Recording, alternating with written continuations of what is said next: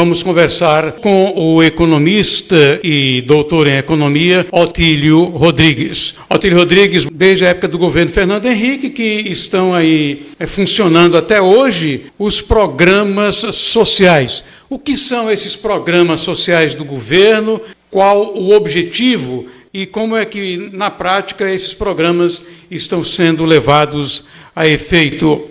A pobreza brasileira, e particularmente da região Nordeste, sempre foi uma chaga social. E lá no governo Fernando Henrique foi a primeira iniciativa que teve no âmbito nacional de se minimizar ou reduzir esse nível de pobreza. Existiu o Fundo Nacional de Solidariedade, comandado pela dona Ruth, com a distribuição de cestas básicas. Teve naquela época também uma grande campanha que ficou conhecida nacionalmente do Betinho, né, o irmão do Enfio, que faleceu depois. Aquele combate contra a fome, que existiam diversos programas, distribuição de leite, distribuição de cestas básicas, eram vários programas. Quando o Lula assumiu em 2013, ele unificou tudo isso e criou o chamado Bolsa Família, e reuniu todos esses programas em um único. Depois, em 2021, o governo de Bolsonaro alterou o nome de Bolsa Família para Auxílio Brasil. Em 2023, Lula, voltando novamente ao poder, ele volta ao nome de Bolsa Família. Esses programas, eles têm o objetivo transferências de renda para pessoas que são classificadas como pobreza extrema. O que os órgãos da ONU, como a Organização Mundial de Saúde e o Fundo e a Organização para a Alimentação, a FAO, né? O que eles definem como pobreza absoluta? Pobreza absoluta é quando uma pessoa ganha menos de $1 por dia. Esses programas, eles tiveram origem muito antes, lá na década de 30, na Grande Depressão que assolou os Estados Unidos, com a quebra da Bolsa em 1929. Aí veio o programa Franklin Delano Roosevelt de resgate da economia. Foi lá que começou esses programas de transferências de renda muito bem sucedidos e que retomou o crescimento econômico. A Dinamarca já tinha começado isso em 1933, os Estados Unidos em 1935, a Alemanha em 1948 e mais uma vez a América Latina, dando razão ao seu sinal de atraso histórico, só teve início os programas no Brasil na América Latina, principalmente México e Brasil, na década de 90, né? Então aí você já vê como nós estamos correndo atrás. No Brasil, existem 20.600.000 famílias que são participantes desse programa, né? E isto é utilizado algo em torno de 170 bilhões de reais, né? É mais ou menos essa radiografia desses programas e no momento atual sempre foram cercados de irregularidades e denúncias, mas é mais ou menos esse, Arivão, um quadro da situação desses programas de transferências de renda. Por que a sociedade deve se preocupar com as pessoas de baixa renda do ponto de vista ético e econômico? Como é que a sociedade pode interferir?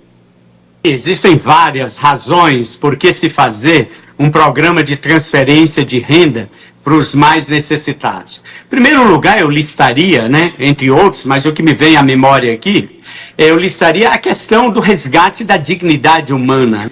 É uma questão ética, e aquele que tem, dar um pouco aos que não têm, mais necessitados, o mínimo, né, para que eles tenham pelo menos uma subsistência básica. Historicamente, até o ano de 1801, das estatísticas conhecidas, 95% da população humana vivia em condições de extrema pobreza. Somente a partir da Revolução Industrial, e essa é uma conquista do capitalismo, possibilitou que o resgate dessas pessoas de uma situação de extrema pobreza.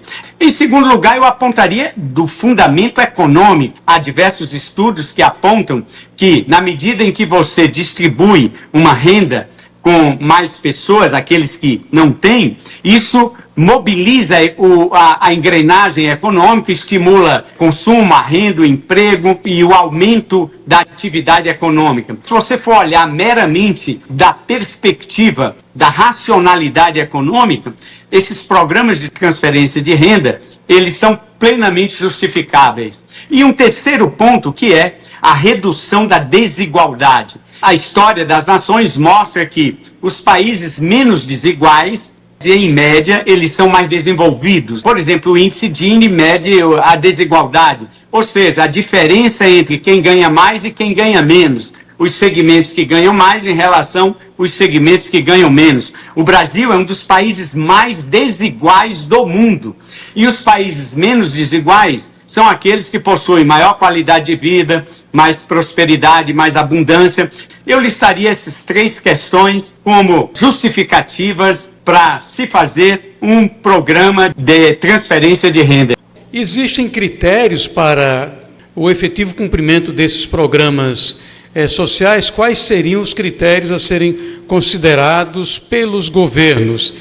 Para te responder a essa questão, que ela é importantíssima, o raciocínio que a gente desenvolveu justificaria a existência desses programas. O segundo ponto é, o fato de justificar a existência não implica em ignorar os problemas que existem na aplicação desses programas, para depois a gente pensar quais os critérios a se adotar.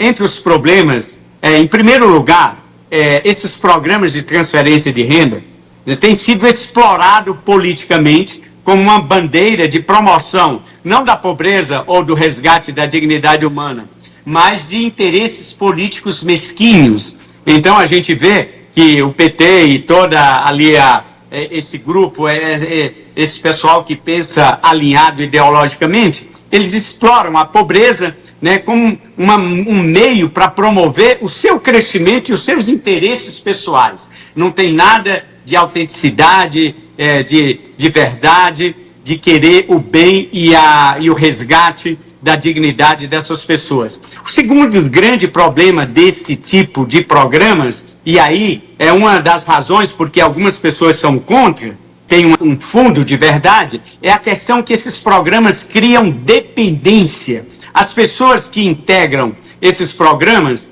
recebem um estímulo, um incentivo a não trabalhar, a não empreender. Eu tenho recebido diversos relatos, quando eu ando pelo Nordeste fazendo trabalho, da dificuldade que as pessoas têm de encontrar gente para trabalhar, porque as pessoas estão acomodadas recebendo o Bolsa Família. Esse aí é realmente um dos grandes problemas desses programas. Não adianta você ter um limite de 2 anos e não criar estruturas para se promover o desenvolvimento, a capacitação profissional dessas pessoas, para elas se inserirem no mercado de trabalho, para elas empreenderem, para tomarem iniciativa de produzirem algum serviço, algum produto. Nós estamos há mais de 20 anos que os estados nordestinos são governados por partidos aliados.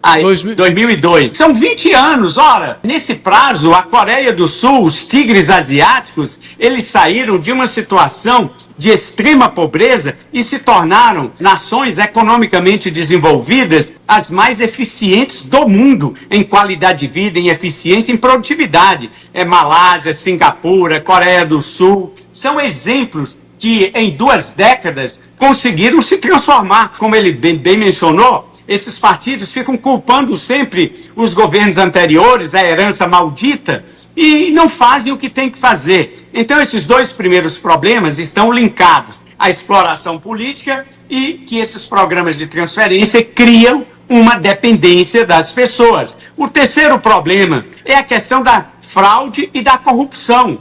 Em 1.211 municípios, 22% dos municípios brasileiros, o número de pessoas beneficiárias do Bolsa Família é maior do que o número de pessoas das estatísticas da pobreza captados pelo mapa do censo demográfico do IBGE. Isso é uma demonstração inequívoca da corrupção, da manipulação, da fraude. É por isso que o cidadão tem que ficar esperto. O recurso não é do governo, o recurso é do próprio cidadão, que já pagou antecipadamente os impostos. Vamos resgatar aqui a maior voz da arte nordestina, da música, Luiz Gonzaga, e com o grande gênio compositor parceiro de Luiz Gonzaga, Zé Dantas, que numa célebre canção, Vozes da Seca, eles cantavam: olha os caras que não tinham os conhecimentos científicos, porém eram de uma grande sabedoria e uma grande sensibilidade. Em Vozes da Seca, ele agradecia aos programas de ajuda aos nordestinos,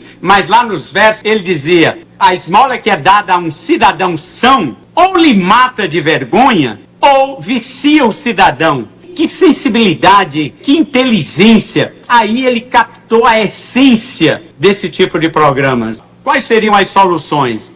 Todos esses programas deveriam estar vinculados a programas de capacitação com data de entrada e data de saída. E para você ser um beneficiário desse tipo de programa, seria estar vinculado, embora formalmente esteja, aos filhos na escola, mas indo além do que isso. Não é só vincular uma matrícula do filho na escola, é vincular os responsáveis por esses filhos, né? Que eles participem de programas de capacitação, de criação, de empreendedorismo, de pequenos projetos na produção de produtos e serviços que possam empreender, criar uma atividade econômica. A solução passaria por aí. A criança humana é a única de todos os animais que precisam de um pai e de uma mãe para cuidar. O filho do elefante, o filho da zebra, o filho do leão, o filho da girafa, o filho do porco, da galinha, eles já saem andando, eles se viram e vão sozinhos. Um bebê humano, se ele for deixado por si só, ele morre. Então, nós precisamos dessa proteção inicial e é isso que faz esses programas de transferência social. Eles dão, no primeiro momento da dificuldade, quando você é um incapaz, naquele instante, naquele momento, é necessário que haja essa proteção que os programas de transferência de renda oferecem. Porém, isso tem que ter data de término, um prazo de uma data de validade. Não pode ser eterno, porque aí depois, olha, amigos, todos vocês, sejam bem-vindos, vocês vão participar desse programa da Bolsa Família, mas daqui a 2 anos, vocês têm que estar num nível de se virar sozinho. É como você faz com o seu filho, no início você protege e depois você tem que deixar ele se virar sozinho, porque senão ele vai ser um eterno incapaz. Essa é a fundamentação científica, Erivan, para esses programas.